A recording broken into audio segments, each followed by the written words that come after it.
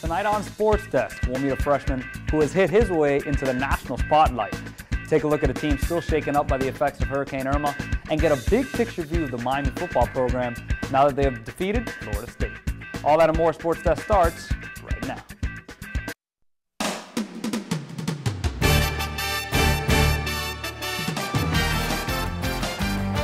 This is Andre Johnson. You're watching Sports Desk.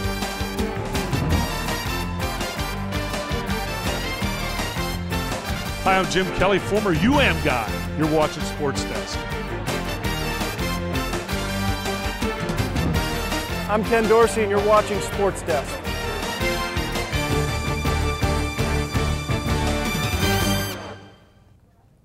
Good evening and welcome to Sports Desk. I'm David Perez. And I'm Meredith Sloan. David, I heard you went to the Florida State game this weekend. Yeah, Meredith, the place was rocking up to the final 6 seconds before Miami stopped the chop. Well, it was quite the finish, but not without a few losses. Last weekend, the Hurricanes finally broke the curse, defeating the Seminoles for the first time in 8 years. But it was a bittersweet time for Miami. The Canes lost a number of players to injury during the game. Now 4 of the starters are already out for Saturday's matchup against Georgia Tech. How will they fare against the Yellow Jackets' methodical run game? Our analyst at In the Trenches has the answer.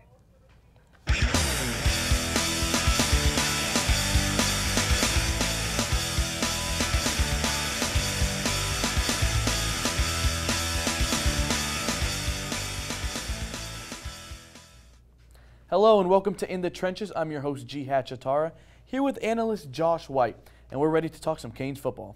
Josh, the streak is over. The Canes get their first win over the Noles since 2009. What went right for them? It wasn't pretty, but Miami got the job done. The offense was slow in the first half, but the defense kept them in the ballgame. Michael Jackson had a big interception for Miami, got to wear that turnover chain, and that was huge for the Hurricanes. Malik Rozier just 4 of 16 in the first half offensively, but Miami was able to hold Florida State to just 163 yards allowed and that interception. That defense carried into the second half as well. D. Delaney followed it up with an interception as well, and he got to wear that infamous turnover chain, and it kept rolling for Miami defensively, and the offense picked up in the second half. It went Malik Rozier to Braxton Berrios. Time after time after time, he found Braxton Berrios for 2 touchdowns, had a career game with 8 receptions and 90 yards on top of that as well. It was a huge coming out party for Braxton Berrios. And then in the final 6 seconds for Miami, Malik Rozier to Darrell Langham with that huge touchdown, kind of quieted the crowd in Tallahassee, and Miami was able to come out of Tallahassee with a 24-20 victory. So let's look at the impact of this game, not just right now, but going ahead to the future. What did this win mean for the Canes? In the short term for Miami, they're going to be without a couple of their stars. Mark Walton out for the season with a huge ankle injury. The running game is going to fall on Travis Homer a lot now. Trayon Gray and DJ Dallas may even get some carries in the backfield, but the list goes on and on injury-wise for the Hurricanes. Amon Richards questionable for this game. D. Delaney, Sheldrick Redwine, Navon Donaldson, 3 other starters out this week versus Georgia Tech. So that's going to be hard for the Hurricanes to rally around and play Georgia Tech this week, but the impacts are huge for the Hurricanes going forward in a positive way. Miami's sort of taking the state of Florida back. They're behind Florida State, behind the University of Florida, but the Hurricanes making way in the recruiting ground after a big win over Florida State. They're not back yet, but a second year under Mark Richt, the Hurricanes are heading in the right direction. So let's look ahead to Georgia Tech this Saturday at Hard Rock Stadium. Big divisional matchup at home. They need this win. And Georgia Tech kind of has that wacky triple option offense. What do they need to do to stop it? It's a unique offense, to say the least. The triple option always can present some problems. But the way for the Hurricanes to stop it, they got to contain quarterback Taquan Marshall. He is all over the place for Georgia Tech. He leads the ACC in rushing yards and touchdowns. So if you can contain Taquan Marshall and make him beat you with his arm, you got a chance in this ballgame. The other thing for Miami, though, that they have to be wary of is they have to make sure Ricky June does not get loose. The one option that Taquan Marshall does have down the field is Ricky June. He's got 3 touchdowns on the season. So if Miami can contain June, make Marshall throw the ball, they should be okay in this game. Miami's offense needs to be efficient, though, as their time of possession is going to be pretty small in this game. I'm going to take the Hurricanes 35-20 in a win at home.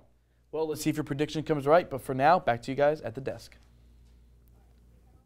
Thanks, guys. 2 UM football stars are being recognized for their strong play. Quarterback Malik Rozier was added to the 2017 Manning Award watch list on Thursday. This award honors the nation's top quarterback of the season. This midseason edition comes after his impressive 4-0 start.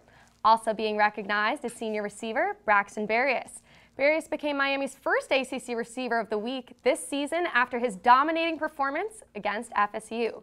Berrios caught 8 passes for 90 yards and 2 touchdowns in Miami's 24-20 win in Tallahassee. There's a general theme surrounding the Miami baseball team this season: redemption. And while the squad is looking to prove the doubters wrong in 2018, first baseman Alex Ferrell is coming into his freshman season with a mission of his own to show he is still the player who was a projected top 10 pick just a year ago. He hit 2 home runs out at Marlins Stadium his sophomore year, and we actually had Marlins personnel tell us that they hadn't seen a ball hit that far, even by, the big leaguers. Alex Ferrell grew up as a star in South Florida, establishing himself as a name to remember ever since he could hold a bat. My dad said that when I was a little kid, he had balls all over the house, and there's a basketball, there's a soccer ball, a baseball bat, and he just said I kept picking up the bat, and then, as soon as I started playing, I loved it, and I just kept sticking with it, and it's got me so far here. So. And after taking his bat into the national spotlight as the top draft prospect, expectations rose for Terrell going into his senior year of high school. You could be ranked number 1 or you could be ranked number 50. Every guy's going to go out there and try to play their best, and that's basically the way I took it. I took it as I'm going to do whatever's best for my team. Obviously, it's very difficult to deal with high expectations, and he's dealt with them about as well as any high school kid can. I would definitely say he's probably one of the most carefully pitched players in Dayton, maybe in the state of Florida. He led our team in walks probably every year, for sure the last 3 years. When you're that highly touted early on for so long, there's only really one direction to go. You're that highly ranked and that highly noticed as a young kid. That's a lot to live up to. There's a lot of attention that's going to be made, and the guys are going to go in now looking what's wrong. And despite winning a state championship as a senior, Terrell went undrafted, sparking a decision to attend the University of Miami with a renewed mindset. I know that I'm a good baseball player. I know that I'm going to be able to, help my team win, and not necessarily, worried about myself being ranked in the top 5. You can tell he's a very, very focused individual, and I'm sure deep down he's not going to let you or I know, but he does have a chip, and I'm sure he wants to prove, I hope he does, he should, to prove to everybody they made a big mistake. With a heightened sense of focus, Terrell is set to prove himself as a freshman on the team this season. For UMTV, I'm David Perez reporting. Hurricane Irma pushed back the schedules for all sports at the University of Miami. Club sailing and varsity volleyball are 2 teams that use this break as motivation and have recovered quite nicely. Find out more after the break.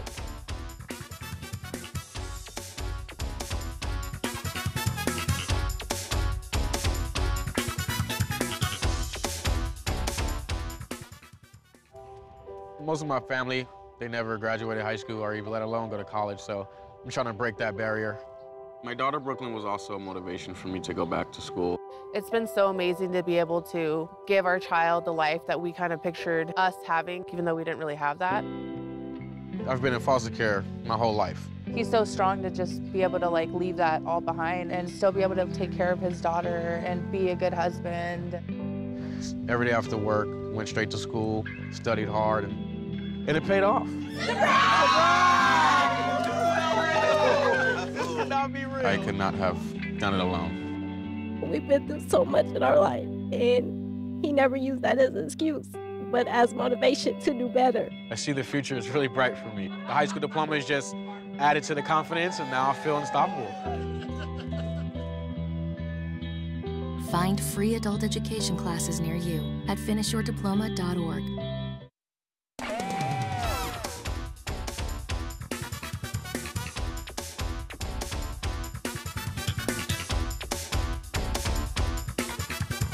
The damage from Hurricane Irma was cleaned up on campus, but one club team is still dealing with the consequences. Let's see exactly what happened to them after the storm and how they're recovering. And the stern more this stern that way. The club sailing team had to make some changes because of the damages done by Hurricane Irma. So we used to practice at the U.S. Sailing Center, but when Hurricane Irma came in, kind of destroyed all the docks and launching ramps, so we weren't able to launch our boats out of there sail out of there, and so we had to move to Rasmus campus. Miami's Rasmus campus is located on Key Biscayne, while the U.S. Sailing Center is located 7 miles away in Coconut Grove. We were worried at first because we didn't know what we were going to do for practices and the rest of the semester, but I think we all came together and wanted to persevere through the storm and keep practicing as much as we could. Despite this change in location, these Canes are feeling stronger than ever. We actually about doubled our numbers. So it's really looking up for our team. We are looking forward to continue to grow and just keep improving and do even better than we did last semester. Hurricane Irma has not slowed down the club sailing team from practicing and competing. Some members have spent the last 5 weekends in a row traveling and practicing 15 to 20 hours a week. Now that they're back in action, the club sailing team has big plans for their season. For this semester, our goals are to reach the Atlantic Coast Championship. Goals for the entire year is make it to nationals again. Last year was our first time in 4 years that we've qualified for nationals, so in 5th time ever for University of Miami. So it was a really big deal, and we're hoping to do it again and do even better at nationals this year. The Atlantic Coast Championship qualifier is coming up in 2 weeks, and these Canes hope to secure one of the top 3 spots. For UMTV, I'm Meredith Sloan. The hurricane disrupted more than just the sailing team. Irma put an unwanted hole in the volleyball season, which began with 9 straight Canes wins. UMTV's Alexis Duhaney got a chance to see, how the team has kept its focus since the break. The Canes volleyball team took a blow to their schedule during Hurricane Irma, having 5 of their games canceled and missing out on some good competition. We're playing well, and we missed some good matches that would have helped us get better. So it's a question that we'll have to we'll never know. But the approach was we had no control over it, and we had a chance to get back in the gym, and that was the most important thing we could do. After 9 straight wins, the team was faced with their first loss, but with every loss comes a lesson learned. I've learned to understand that winning is very fragile, and we won some games and get back in the gym. We won some close ones, and Louisville's a good team. I've learned to so it's Florida State. We won some games, Pittsburgh, so we were right there. Although the team has suffered setbacks, senior player Olga Stransily is passionate about winning an ACC championship before she graduates. We're not done with the ACC. I want to win the ACC. It's my last year, and we still have a chance. And of course, we need to make the NCAA. We're not done with the ACC. I want to win the ACC. It's my last year, and we still have a chance. And of course, we need to make the NCAA. That's our dream.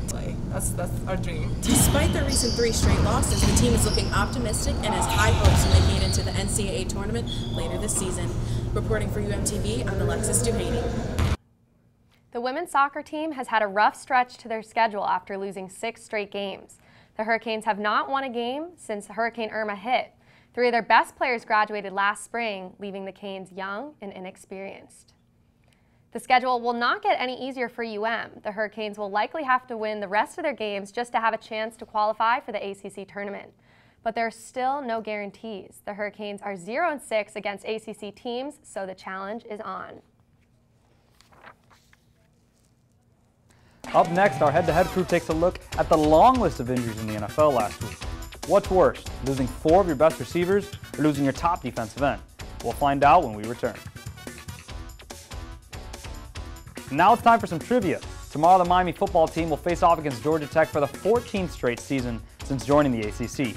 When was the last time Miami lost to the Yellow Jackets at home? Is it A, 2007, B, 2009, C, 2011, or D, 2013? Don't go anywhere.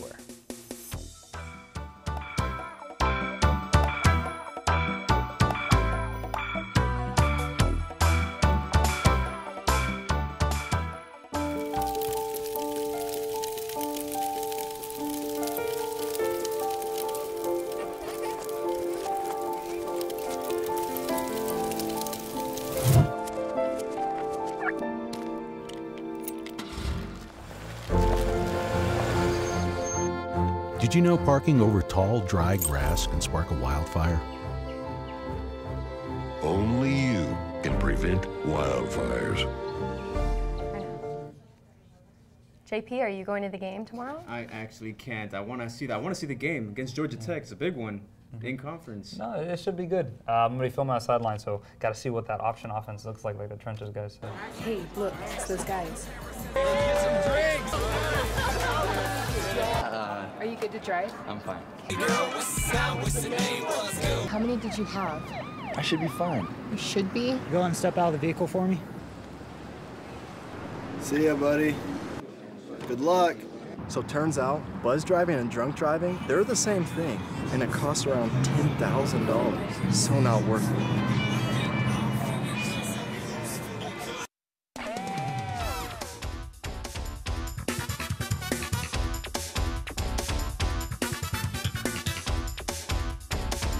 If you guessed A, 2007, congrats, you're right. Georgia Tech last beat Miami at the Orange Bowl.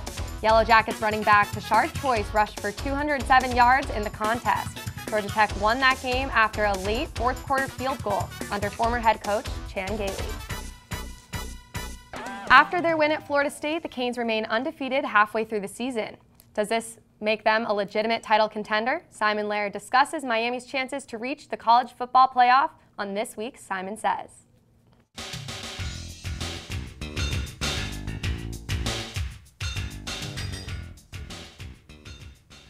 The swag is back. The Hurricanes put college football on notice this past weekend, beating Florida State on their home turf in dramatic fashion and sending a message to the rest of the ACC that these Canes are very different from the mediocrity we've seen in recent years. The win snapped a 7-game losing streak against the Seminoles, but more importantly, proved that this Miami team can compete with legitimate contenders and do so on the road. No, FSU is not at full strength, without their starting quarterback and having already lost multiple games in embarrassing fashion before this weekend. Yet the Canes were still considered underdogs leading up to the game despite their ranking, mainly because of their recent woes against big-name opponents, especially on the road. But this team is looking less and less like the squads from the past few years and much more like the early 2000s Hurricanes as they continue to distance themselves further and further from the Al Golden era and the scandal that preceded it. Miami improved to 4-0 with the win, one of just 2 remaining undefeated teams in the conference. The other, of course, is the Clemson Tigers, who look virtually unstoppable to this point. Clemson, currently ranked number 2 in the country, has beaten its opponents by an average of 24 points per game, knocking off 3 teams in the top 15 along the way. The Canes' road to the playoff will eventually run through Clemson, their most likely opponent, were they to make it to the ACC championship game. Yet as dominant as the Tigers have been, this past weekend showed us that while an ACC title for the Canes may still be improbable, it certainly isn't out of the question. Yes, they've got a long ways to go to match the relentless ferocity of the 2001 championship team. But as long as they continue to show up in big games, the Miami Hurricanes have the talent to be one of college football's Final Four. That's what Simon says. The NFL took a hit this past week, losing a handful of superstars. The Giants lost 4 receivers, including superstar Odell Beckham Jr. Then the Houston Texans dealt with an injury of their own to J.J. Watt, who was out for the season with a broken tibia. Which team is in a bigger hole? Our head-to-head crew gives us the answer.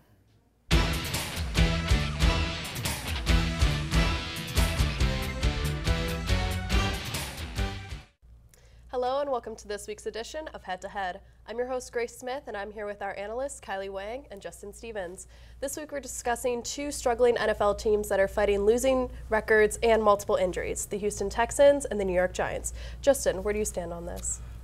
I stand with the New York Football Giants, and I'm going to tell you why, because they have something that the Texans do not have: veteran leadership. They have Eli Manning, a 2-time Super Bowl MVP and 2-time Super Bowl winning quarterback. They also have a stacked defense with team leaders. They have veterans such as Jason Pierre-Paul, Olivier Vernon, who is a phenomenal run defender. They have Janoris Jenkins, Dominique Rodgers-Cromartie, and Landon Collins. They are a great team. Although Odell Beckham Jr. went down and Brandon Marshall really didn't do anything for this team this year. They still are going to have Sterling Shepard in a week or 2. They have Evan Ingram, who can transition phenomenally to wide receiver. And they also have Rhett Ellison, Gerald Adams. They have Well, let me stop you right there. Even if that is all true, even if that all plays out perfectly and the world is wonderful, they're sitting at 0-5 right now. They're sitting at the bottom of their division, at the bottom of the NFL. And the Texans have a lot more going for them. Offensively, on that side of the ball, they're doing phenomenal. Deshaun Watson is balling out. They've scored a minimum of 30 points in their last 3 games. They've put up amazing points. Deshaun has been running the ball. He's been throwing the ball. He has good receivers. He has DeAndre Hopkins. And on the other side of the ball, they took a massive hit with J.J. Watt out and with Whitney Merciless out and Brian Cushing is suspended. loaded. Yes, absolutely. But they still have Jadeveon Clowney. They have some unsung heroes. They have the next man up mentality, and they're a tough team. It's not that difficult to win in a division with the Titans, the Colts, and the Jags. Two things. You said that they've scored 30 points in the last 3 games at least. They've only won one of those out of those last 3 games because all the other teams have been blowing them out. The only team that they beat was a Titans team that lost their starting quarterback in Marcus Mariota. Also, you said that you're saying that there's a couple unsung heroes on the defense. Who are they? The only person that I can name on that defense is Jadeveon Clowney and maybe, Zach Cunningham, who was their 2nd-round pick, who came in after Brian Cushing got suspended. Well, it'll be interesting to see how these teams play out, not only in the future of the season, but in years to come. Shortly, what are your stands on how it turns out? The Texans are going to do well. They're in a division that it's easy to win in. They've won the division previously with a 9-7 record. There's no argument there. The Giants can easily make the wild card, if not challenge. I understand the Eagles are doing great, but the Giants can easily come back from 0-5. All right, well, it'll be interesting to see how this plays out for both the teams and the rest of the league. This has been this week's segment of Head to Head. Back to you at the desk. Athletics run in the family for this tennis star. Our athlete of the week told us more about her upbringing and what pulled her to the U. Check out this sophomore from the Czech Republic.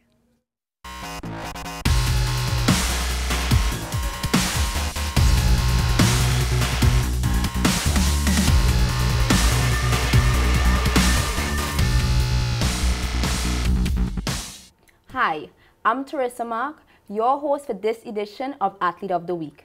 Tonight, we are joined by UM's female tennis player, Dominika Patarova. Dominika, welcome. Thank you. How are you? I'm fine, you? Okay. So being a sophomore, how was your season last semester? Our season was good. We didn't start really good, but then we finished great. We lost in semifinal in ACC and in 2nd round in ACC and NCAA tournament. We lost against University of Florida, and they won the whole tournament, so it was really tough opponent for 2nd round. Okay, and what are your expectations for this season? So I think won more matches than last year, also start better than last year, and win ACC tournament. Okay, and how is the chemistry on the team with the rest of girls? I think we are a really good group. We are friends with each other, and we are spending a lot of time together. Okay, and what do you personally like to do in your spare time besides tennis with your friends? Get dinner or go to the beach. Also, we are spending a lot of time like studying together, and yeah, enjoying Miami. Okay, and being from Czech Republic, how was it getting used to Miami? So at the beginning, last semester, it was really tough. I really miss my family, but they are calling me every day, so it's good now. Okay, so what do you love most about Miami? I really like the weather here, because like in Czech, it's really cold, mostly like all year. So the weather and beaches. Okay, and give me one food that you really like. So I really like, it's called svíčková. It's from Czech Republic. Mm-hmm. It's not really healthy food, but it's really good. Okay. Thank you, Dominika. That's all the time we have for Athlete of the Week. See you guys next time. Back to you guys at the desk. When we come back, one of our reporters shows us a different part of her life, the life outside of UMTV. Watch how she shakes things up on the field and produces in the studio. Don't go anywhere.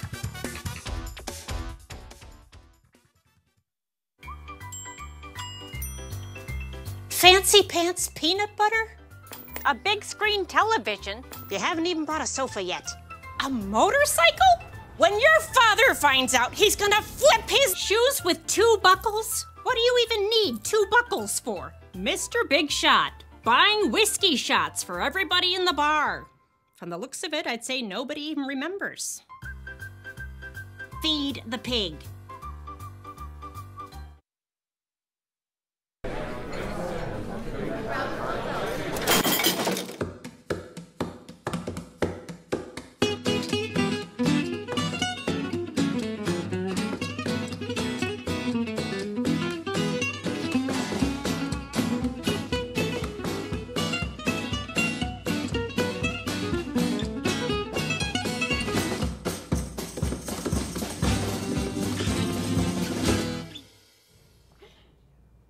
And now we go to Carolina, where Kelvin Benjamin took center stage in the Thursday Night Football spotlight and made a leaping grab to remember.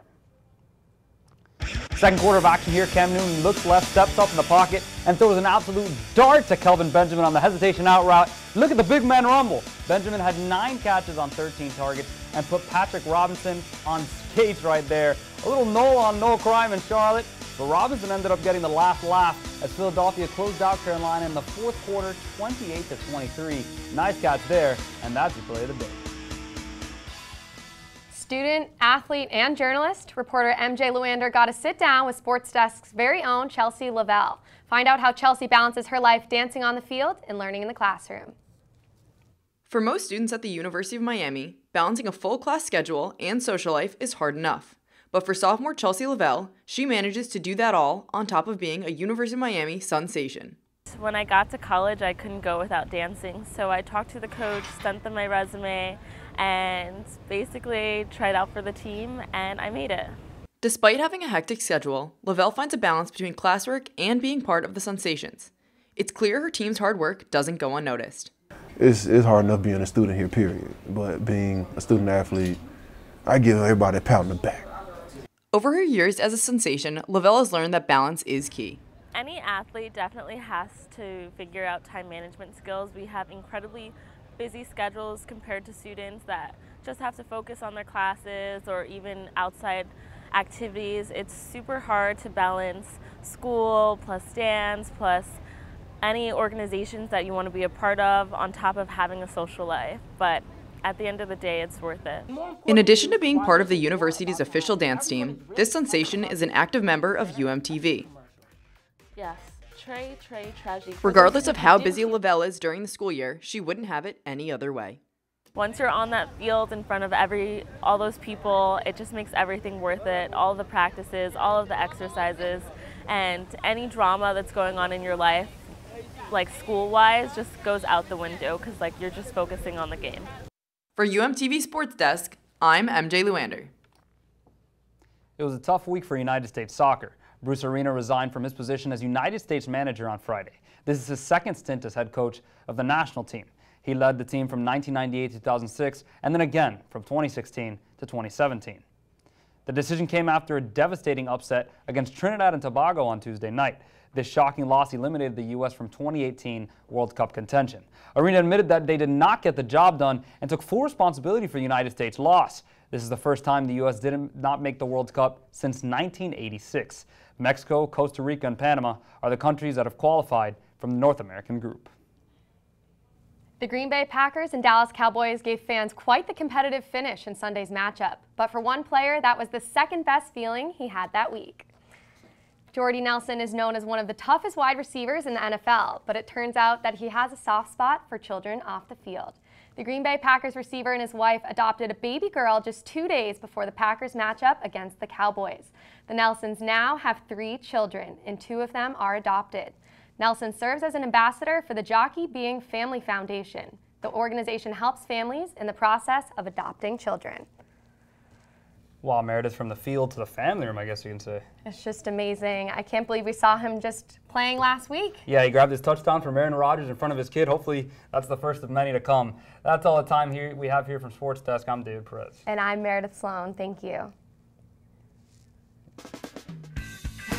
So.